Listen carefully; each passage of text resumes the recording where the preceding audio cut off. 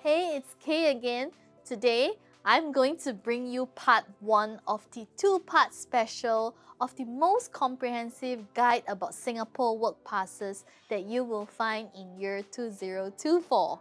Whether if you are a mid-level technician, high-flying executive, or even seasoned manager, Singapore will offer a work pass suited to your expertise and your long-term goal. So today we're going to talk about the different work passes available, eligibility requirements, application process, and the most commonly asked questions. Well, there are so many different types of work passes in Singapore, and the uncommon one will include work holiday pass, training work permit for confinement nannies, and so much more. Well, if you have any work pass that you wish us to cover specifically, feel free to leave your questions in the comment box below. Well, without further ado, let's dive straight into the most commonly seen work pass in Singapore. And the first one will be S-Pass. One thing to take note is S-Pass is not equivalent to Special Pass. It is just S-Pass and it is designed for mid-level skilled worker and associate professional. S-Pass has a minimum salary requirements of 3,150 as their basic salary. Now, the second type of pass is Employment Pass, which is also called EP. EP is meant for highly skilled professional, preferably with university degree or specialized skill in managerial, executive or specialist role.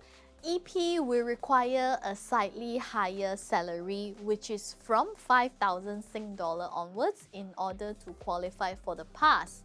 The next pass is called Personalized Employment Pass, and in short, PEP.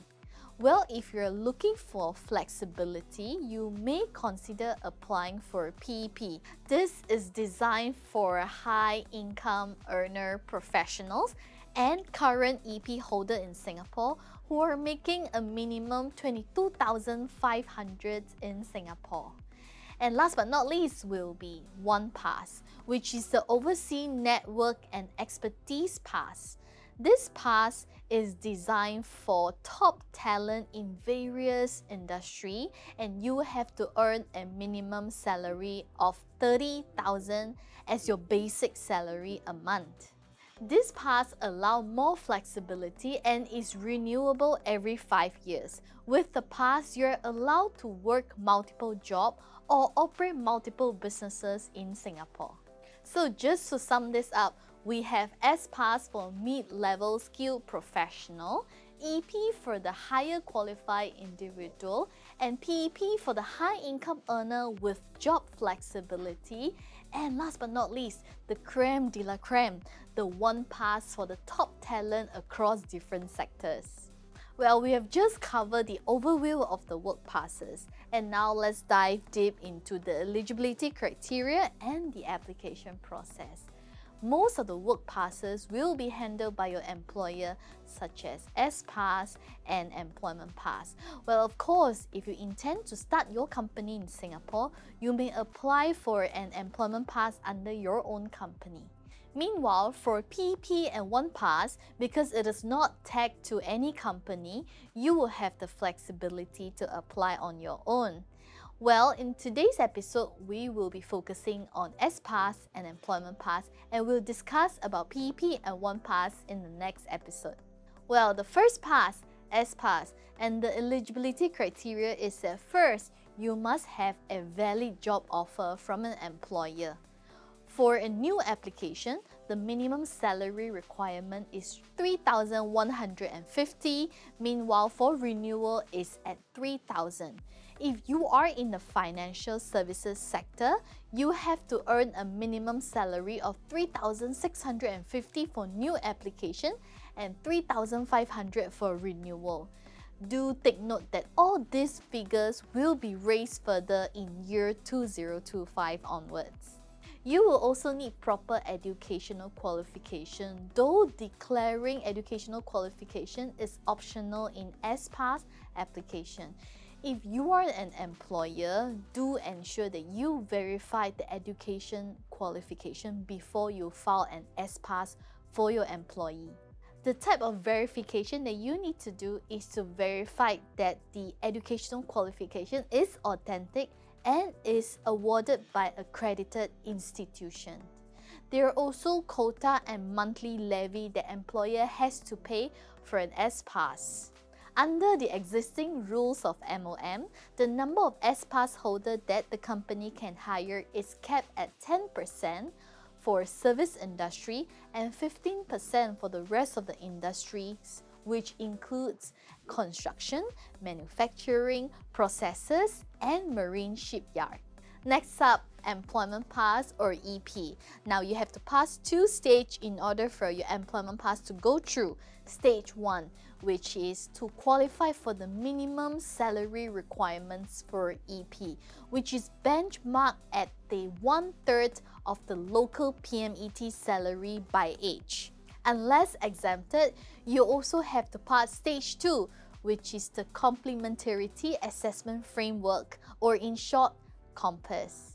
One thing to take note is that the candidate who does not meet stage 1 requirement, regardless of the point that they score under the COMPASS framework, will not be eligible to apply for employment pass. This 2-stage eligibility framework will apply to new EP application with effective from 1st September 2023 and renewal of EP from 1st September 2024. Now, generally, you will need a job offer as well, and you will have to possess a decent educational qualification to apply for employment pass.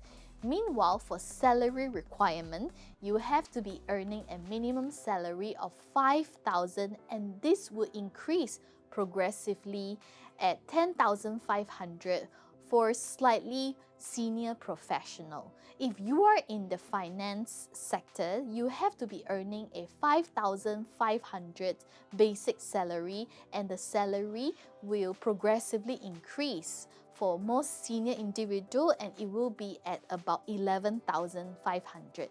Well, I know that I've mentioned many numbers and it might be confusing for you. Fret not, I have left a link to MOM website where you'll be able to read up more about the qualifying salary and other informations about Singapore work passes. Now next up, I'm going to explain a bit more about COMPASS. If you are hearing COMPASS for the first time, maybe you're wondering, what is COMPASS? Now, COMPASS is a transparent point system which gives businesses a better clarity and certainty in their manpower planning. It enables employers to select high qualified foreign professionals while improving workforce diversity and building a strong local core.